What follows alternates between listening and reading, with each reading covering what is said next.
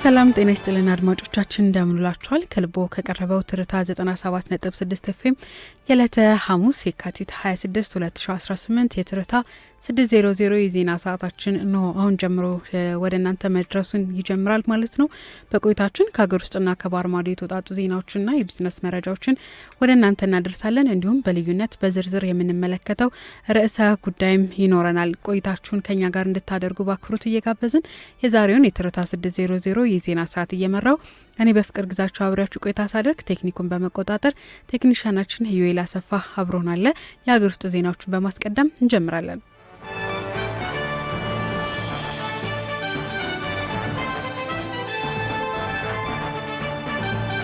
ህወሓት ራሱ የፕሪቶሪያን ስምምነት እየጣሰ ለዳግም ጦርነት ምክንያት ያደረገ ነው ሲሉ ጠቅላይ ሚኒስትር አብይ አህመድ ተናገሩ። ጠቅላይ ሚኒስትር አብይ አህመድ በወቅታዊና ሀገራዊ ጉዳዮች ላይ ሰሞኑን ከኢዜአ ጋር በትግርኛ ቋንቋ ቃለ ምልልስ አድርገዋል። በቃለ ምልልሳቸውም ከፕሪቶሪያ ስምምነት ጋር በተያያዘ በሰጡት ማብራሪያ ህወሓት ስምምነቱ እንዳይፈጸም እንቅፋት መሆኑን ገልጸዋል። ለዳግም ጦርነት ምክንያት ያደረገው መሆኑንም የጠቀሱበት አጋጣሚም ነበረ። የፕሪቶሪያው ስምምነት በሙሉነት እንዳይፈጸም ከሚያደርጉ ምክንያቶች አንዱ ቆሞ ቀሩ ህወሓት ህገ መንግስቱንና ተቋማትን ባለማክበር ወደ ጎን ለሚታው ነው ያሉት ጠቅላይ ሚኒስቴሩ ህወሓት ስምምነቱን አምኖ ፈርሞ ነበር። ነገር ግን ስምምነቱን ወደ ጎን እየተወ ሁሉንም የስምምነቱን ሀሳቦች ሳይሆን የሚፈልገውን ከውስጡ መርጦ ይወስዳል ብለዋል። በፕሪቶሪያው ስምምነት የተስማማበትን ህገ መንግስታዊ ስርዓት ወደ ጎን በመተው እንዲሁም የብሔራዊ ምርጫ ቦርድን ህግንም አልቀበልም፣ ይህም በስምምነቱ ውስጥ የሚገኝ ወሳኝ ጉዳይ ነው ብለዋል። ጅራፍ ራሱ ገርፎ ራሱ ይጮሃል እንደሚባለው ራሱ ከህግ አፈንግጦ ለዳግም ጦርነት እንደ ምክንያት እያቀረበ ነው ሲሉም ተናግረዋል። ጠቅላይ ሚኒስትር አብይ አክለውም ሁሉም ወገኖች ራሳቸውን አውቀው በጋራ ሊሰሩ የሚገባባቸው በሙሉ ከሰሩ አብዛኛው ችግር ይፈታል እምነት እንዳላቸውም ገልጸዋል።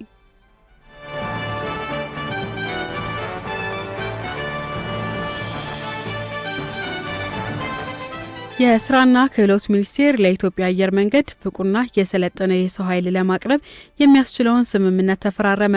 ስምምነቱ አየር መንገዱ በየዓመቱ የሚቀጥራቸውን በሺዎች የሚቆጠሩ ባለሙያዎች በጥራት ለማግኘት እንደሚያግዘውም ተገልጿል። የስራና ክህሎት ሚኒስቴር ከኢትዮጵያ አየር መንገድ ግሩፕ ጋር በጋራ ለመስራት የተፈራረሙት ይኸው ስምምነት ሚኒስቴሩ በስሩ ባሉ የቴክኒክና ሙያ እንዲሁም የሆቴልና ቱሪዝም ማሰልጠኛ ተቋማት በኩል ለአየር መንገዱ የሚያስፈልጉ ባለሙያዎችን ማሰልጠንና ማቅረብ ላይ ያተኩራል። ስምምነቱን የፈረሙት የስራና ክህሎት ሚኒስቴር ዶክተር ደኢታ ተሻለ በሪቻ እንደገለጹት ስምምነቱ አየር መንገዱ በአቪዬሽን ዘርፍ ይበልጥ ተወዳዳሪ እንዲሆን አዎንታዊ ሚና ይኖረዋል ብለዋል። ስምምነቱን ወደ ስራ ለማስገባትም በሁለት ተቋማት በኩል ቴክኒክ ኮሚቴ ተዋቅሮ የጋራ ርብርብ ይደረጋልን ብሏል። የኢትዮጵያ አየር መንገድ ግሩፕ የሰው ሀብት አስተዳደር ምክትል ፕሬዚዳንት አቶ በቀለ ባይ በበኩላቸው አየር መንገዱ በየዓመቱ በአማካኝ እስከ 4000 የሚደርሱ አዳዲስ ሰራተኞችን እንደሚቀጥርም አስታውቀዋል።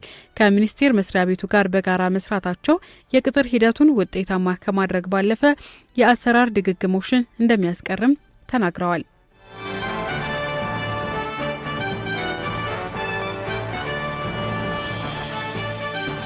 በአዲስ አበባ 12000 በሚሆኑ የንግድ ተቋማት ላይ እርምጃ ተወሰደ። የአዲስ አበባ ንግድ ቢሮ በ2018 በጀት ዓመት የመጀመሪያ 6 ወራት ውስጥ ባደረገው ቁጥጥር ህገወጥ ሆነው በተገኙ ከ12000 በላይ የንግድ ተቋማት ላይ እርምጃ መውሰዱን አስታውቋል። የቢሮው የኮሚኒኬሽን ዳይሬክቶሬት ዳይሬክተር አሸናፊ ብርሃኑ ለትርታ እንደገለጹት ባለፉት 6 ወራት ከ700,000 በላይ ነጋዴዎች ላይ ተደጋጋሚ የበር ለበር ቁጥጥር ተካሂዷል። በዚህም በአጠቃላይ 12139 ነጋዴዎች ህገወጥ ሆነው በመገኘታቸው እንደ ጥፋታቸው ደረጃ እርምጃ ተወስዶባቸዋል ብሏል። ከነዚህ መካከል 10925 ያህሉ ስህተታቸውን አርመው ወደ ህጋዊ የንግድ መስመር የተመለሱ ሲሆን ቀሪዎቹ 1214 ነጋዴዎች ግን አሁንም በህግ ሂደት ላይ እንደሚገኙም ገልጸዋል። ዳይሬክተሩ አክለውም ቢሮው የኑሮ ውድነቱን ለማረጋጋት የቅዳሜና እሁድ የገበያ ትስስርን በማጠናከርና ቁጥጥሩን በማጥበቅ በሰፊው እየሰራ መሆኑን ጠቁሟል። ህዝቡ ማንኛውም ህገወጥ የንግድ እንቅስቃሴ ሲመለከት በነጻ የስልክ መስመር 8588 ላይ በመደወል ጥቆማ እንዲሰጥ ቢሮ ጥሪ አቅርቧል።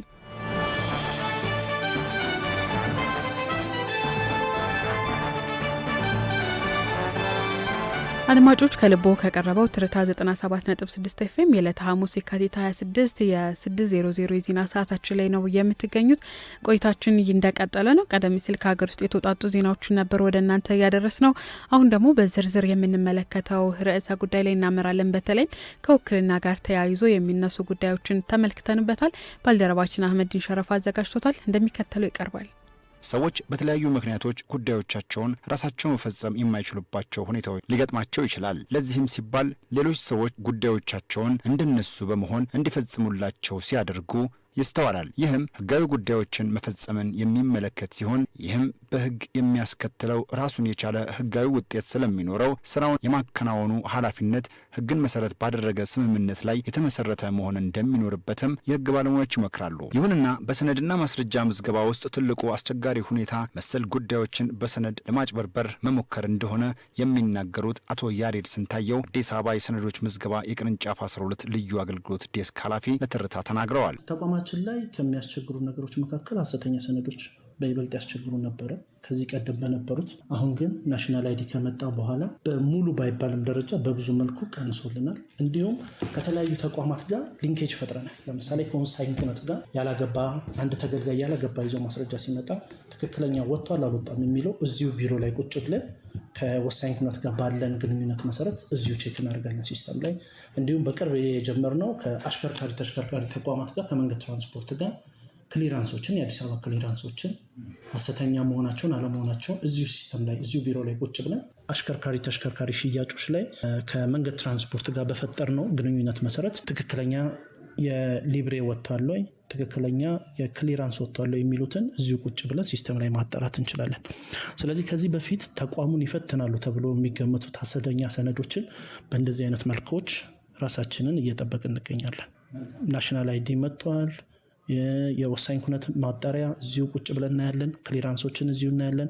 አሽከርካሪ ተሽከርካሪ ትክክለኛ ሊብሬ ነው የግምት ወጥቷል ክሊራንስ ወጥቷል የሚለው እዚሁ ቢሮአችን ላይ ቁጭ ብለን ከሌሎች ተቋማት ጋር በፈጠርነው ግንኙነት መሰረት ማጣራት ጀምረናል። አክለውም የውክልና ሁኔታ በጊዜ ሂደት የተገደበ ካልሆነ በዘላቂነት ማገልገል እንደሚችል ህጉ ይደነግጋል። ይሁንና በተደጋጋሚ ውክልናን በተመለከተ ማጭበርበሮች እንደገጠማቸው ኃላፊው አቶ ያሬድ ያስረዳሉ። ውክልና በህጉም በግልጽ እንደሚያስቀምጠው የጊዜ ገደብ የለውም። አንዳንድ ሰዎች የጊዜ ገደብ አድርገው ውክልና ይሰጡታል። እስከዚህ ያህል ጊዜ ድረስ ውክልናውን ይገልገልበት ብለው የውክልናው ሰነድ ላይ 2 ዓመት ወይም ቀንም ጠቅሰው ስፔሲፊክ አድርገው ይጠቅሱታል። ያኔ ጊዜ ገደብ ይኖረዋል። ግን በጠቅላላው ውክልና የጊዜ ገደብ የለውም። የጊዜ ገደብ ኖረው የምንለው አንደኛ ጊዜ ገደብ ሲቀመጥበት፣ ሁለተኛው ደግሞ ወካይ ሲሽር፣ ሌላ ደግሞ ወካይ ሲያርፍ የውክልናው ባህሪው ይቆማል እዛ ጋር ማለት ነው። ሌላው ቀደም በዋነኝነት እንዳልኩትኝ ከዚህ በፊት ብዙ ማጭበርበሮች በውክልና መሰረቱ ውክልና ስለሆነ ለብዙ ማጭበርበሮች ለተቋማችንም ፈተና ሆኖ ነበረ። አንድ ግለሰብ እሱ ሳይሆን ነኝ ብሎ ተቋሙ ላይ ገብቶ ውክልናዎችን ሰጥቷል። ፍርድ ቤት የሚያዛቸው ጉዳዮች አሉ። እንደዚሁም ግለሰቦች ብዙ ማጭበርበሮች የደረሰባቸው አሉ። አሁን ግን ቅድም እንደጠቀስኩት የናሽናል አይዲ ከጀመረ በኋላ ተቋማችንንም ግለሰቡንም ማህበረሰቡንም ብዙ ነገሮችን እየጠበቅ ይገኛል። ከናሽናል አይዲ ጋር እዚሁ ፎቶ እናነሳለን። ከናሽናል አይዲ ጋር ኢንተግሬት አድርገን ፎቶዎችን እንወስዳለን። ስለዚህ አንድ ግለሰብ አልሰጠውም ቢል ኦቲፒ አሁን ይላካል። በግለሰቡ ስልክ ላይ ነው ኦቲፒ የሚላከው። አንደኛው በዚህን ፕሮቴክት እናደርጋለን። ፎቶ አይነሳም። ድሮ እገሌ ነኝ ብሎ ወይ ያሬድ ነኝ ብሎ ፎቶ የሚነሳ ሰው ከናሽናል አይዲ ጋር ስለምንወስድ በእንደዚህ ምክንያት ብዙ ተቋሙን ፈተና የነበረውን ሐሰተኛ ሰነድ ተቋቁሞልናል። ናሽናል አይዲ ከመጣ በኋላ እኛም ብቻ ሳይሆን ግለሰብ ንብረቱ የተሸጠ ግለሰብ ብዙ ፕሮቴክት አድርጓል። በመሆኑም በተለይ ትርታ በአቅመ ደካሞችና የተለያዩ አካላዊና አእምሯዊ የጤና ችግር ያለባቸው ማህበረሰብ የንብረት ማጭበርበር በውክልና ለመፈጸም የሚሞክሩ በርካታ ግለሰቦች እንዳሉ በማስታወስ ያነሳነው ጥያቄ አቶ ያሬድ እንዳሉት ከሆነ በግል ባለጉዳዮች ላይ በሚደረግ ማጣሪያ በቂ ካልሆነ ግለሰቦቹ ፍርድ ቤት ጉዳያቸውን እንዲያውቀው እንደሚያደርጉት አቶ ያሬድ ስንታየው ለጣቢያችን አስረድተዋል። አንድ ሰው አቅመ ደካማ የሆነ ተቋማችን አንዱ የሚታወቅበት ለአቅመ ደካማ ልዩ አገልግሎት እንሰጣለን። ባለሙያ ፎቅ ላይ መውጣት ካልቻለ ባለሙያ ታች ድረስ ወርዶ ያስፈርማል። ባለሙያ ስንልክ ግን 2 ባለሙያ አድርገን እንልካለን። አንድ በዋነኝነት አንድ በረዳት አድርገን እንልካለን። ይሄ ምንድነው? ሰው ይዟቸው ሲመጣ ብዙ ጊዜ አጅቧቸው ነው ይዞ የሚመጣው። አንድ ሰው ብንልክ ወይ ሊያጭበረብሩት ይችላሉ፣ ሌላም ነገር ሊያደርጉት ይችላሉ በማለት 2 ሰው እንልካለን። ስለዚህ መጀመሪያ ስማቸውን ይጠይቃል። ይጠይቃል፣ ምን ሊያደርጉ እንደመጣ ይጠይቃል። ይህን ነገር የማይገልጹለት ከሆነ በተቋሙ አገልግሎት አያገኝም። ወዴት ነው የምንልካቸው? ወደ ፍርድ ቤት። የሁኔታቸውን አይተን አንዳንዴ ከማርጀት ከእድሜ የተነሳ መናገር የማይችሉ አሉ። በሽተኛ የሆኑ ልጆች አሉ። በተለያየ ምክንያት በሽተኛ የሆነ ሰው ይኖራል እና ራሱን መግለጽ ካልቻለ፣ ስሙ መግለጽ ካልቻለ፣ ለምን አይነት አገልግሎት እንደመጣ ለማን እንደሚሰጥ የሚገልጽልን ካልሆነ ቀጥታ የምናደርገው ወዴት ነው? አገልግሎት ከመስጠታችን ክፍያዎችን፣ ሌሎች ነገሮችን ከማድረጋችን በፊት ተነግሮት ወደ ፍርድ ቤት እንዲሄድ ነው የምናደርገው። ፍርድ ቤት ቢሄድ ሞግዚትና አስተዳዳሪ የሚል ሹመት ይሰጣል። በሱ መስተናገድ ይችላል። መሆኑም በተለይ የግልም ይሁን የቤተሰብ ሀብት ንብረትን ለማስተዳደር በሚያስችል ሁኔታ ለሚሰጡ ማናቸውም ውክልናዎች ህጋዊ ማረጋገጫና ተአማኒነታቸውን በውል ማረጋገጥ አስፈላጊ መሆኑን የህግ ባለሙያዎች መክረዋል።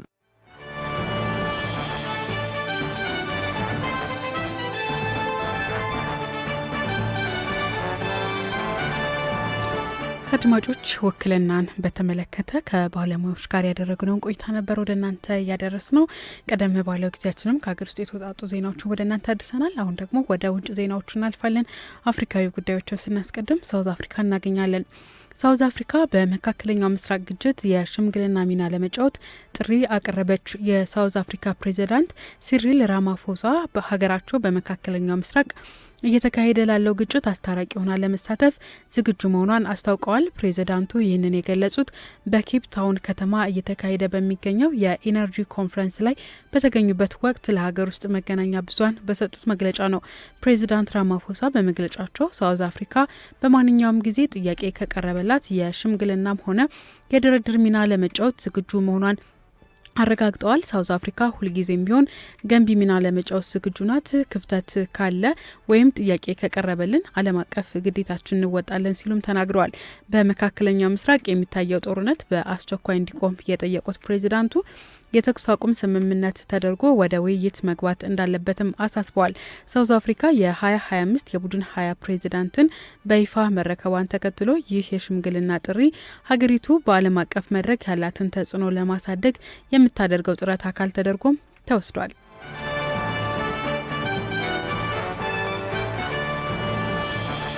በዲሞክራቲክ ሪፐብሊክ ኮንጎ ምስራቃዊ ግዛት በሚገኝ አንድ የማዕድን ማውጫ ቦታ ላይ በደረሰ የመደርመስ አደጋ ቢያንስ የ6 ሰዎች ሕይወት ማለፉ ተሰምቷል። አደጋው የደረሰው በአማጽያን ቁጥጥር ስር በምትገኘውና በዓለም ትልቁ የኮልታን ማዕድን ክምችት እንዳለው በሚነገርበት የሩባያ ማዕድን ማውጫ ውስጥ ነው። የዓይን እማኞች እንደገለጹት ከሆነ ከአደጋው በኋላ የ3 ሴቶችና የ3 ወንዶች አስክሬን ከፍርስራሹ ውስጥ የወጣ ሲሆን ሌሎች በርካታ ሰዎችም በጽኑ ቆስለዋል ብሏል። ይህ አደጋ የደረሰው ከጎማ ከተማ በስተ ምዕራብ 70 ኪሎ ሜትር ርቀት ላይ በሚገኘው የጋሳሳ ማውጫ ክፍል ውስጥ እንደሆነም ታውቋል። ይህ ክስተት በሩባያ ማዕድን ማውጫ ውስጥ በአንድ ወር ጊዜ ሲከሰት ለሁለተኛ ጊዜ እንደሆነ ተገልጾ ባለፈው ጥር ወር መጨረሻ ላይ በጣለው ከባድ ዝናብ ምክንያት በተከሰተ የመሬት መንሸራተት ከ200 በላይ ሰዎች ሕይወታቸው ማለፉም ይታወሳል። አካባቢው ከሚያዝያ ወር 2024 ጀምሮ በኤም23 አማጽያን ቁጥጥር ስር የሚገኝ ሲሆን አማጽያኑ ከማዕድን ማውጫው በተሰበሰቡት ታክስ በወር እስከ $800,000 ገቢ እንደሚያገኙም ይገመታል።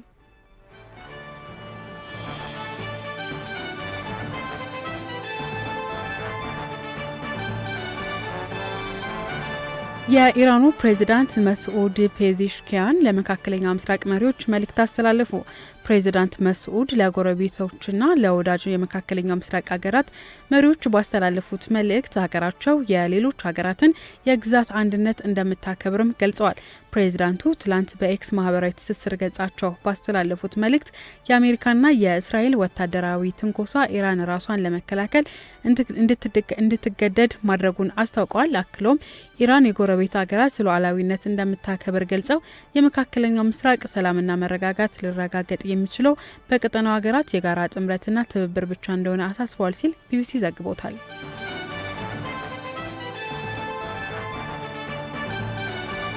አድማጮች ቀደም ሲል ከባህር ማዶ የተውጣጡ ዜናዎችን ወደ እናንተ አድርሰን ነበር። አሁን ደግሞ ወደ ቢዝነስ መረጃዎቻችን እናልፋለን። በኦሮሚያ ክልል የኢንዱስትሪዎች የማምረት አቅም ከነበረበት 46 በመቶ ወደ 65.4 በመቶ ማደጉን የክልሉ ኢንቨስትመንትና ኢንዱስትሪ ቢሮ አስታወቀ። የቢሮው ኃላፊ አህመድ እድሪስ ከኢዜአ ጋር በነበራቸው ቆይታ እንደተናገሩት በክልሉ ለአምራች ኢንዱስትሪው የተፈጠረው ምቹ ሁኔታ ለዘርፉ መነቃቃት ከፍተኛ አስተዋጽኦ አድርጓል ብለዋል። የኢትዮጵያ ታምርት ንቅናቄ ከመጀመሩ በፊት በክልሉ የኢንዱስትሪዎች የማምረት አቅም 46 በመቶ እንደነበር አስታውሰው በንቅናቄውና በመንግስት የተቀናጀ ድጋፍ አቅሙን ወደ 65.4 በመቶ ማሳደግ ተችሏል ተብሏል። መንግስት ለዘርፉ አስፈላጊውን ሁሉ ድጋፍ ማድረጉንና አዳዲስ ኢንዱስትሪዎች ወደ ስራ መግባት ለስኬት መሰረት ከሆኑ ጉዳዮች መካከል ተጠቃሽ መሆናቸውንም አንስተዋል። አስፈላጊው የመሰረተ ልማት ዝርጋታ መከናወኑን የጠቀሱ ሲሆን ክህሎት ያለው የሰው ኃይል በማቅረብ በኩልም ሰፊ ስራ እየተሰራ ይገኛል ብሏል። ለዘርፉ ሰፊ የፋይናንስ ብድር አቅርቦት እንዲመቻች እየተደረገ መሆኑን ጠቁመው ተግዳሮቶቹን በቅርበት የመከታተልና የመፍታት ባህል ማዳበር በመንግስትና ባለሀብቶች መካከል ያለው ቅርርብ ይበልጥ እንዲጎለብት ማስቻሉም ተናግረዋል። ባለፉት 6 ወራት ብቻ በክልሉ 300 የሚሆኑ አዳዲስ ኢንዱስትሪዎች ማሽነሪዎቻቸውን በማስገባት ወደ ስራ መግባታቸውን ከታዩ ስኬቶች መካከል መሆናቸውም ገልጸዋል። ክልሉ አዳዲስ አምራቾችን ለመቀበል ከመቼውም ጊዜ በላይ ዝግጁ መሆኑን ጠቁሞ በገዳ ልዩ የኢኮኖሚ ዞን 25000 ሄክታር የተሟላ መሰረተ ልማት ያለው መሬት ማዘጋጀቱንም ጠቅሷል። በተጨማሪም በቡልቡላና ነቀምቴ የተቀናጁ የኢንዱስትሪ ፓርኮች ለባለሀብቶች የሚሆን መሬት መዘጋጀቱን ጠቁሞ በአዳማ፣ ሸገር፣ ቢሾፍቱና ሞጆ ከተሞችም እንዲሁ መዘጋጀቱን አስታውቀዋል። ክልሉ የአሰራር ቢሮክራሲን በማጠናከርና የባለሀብቶችን ቅሬታ ወደ ዜሮ በማውረድ አዳዲስ ባለሀብቶችን ለመቀበል ሙሉ ዝግጅት ማጠናቀቁንም አረጋግጠዋል።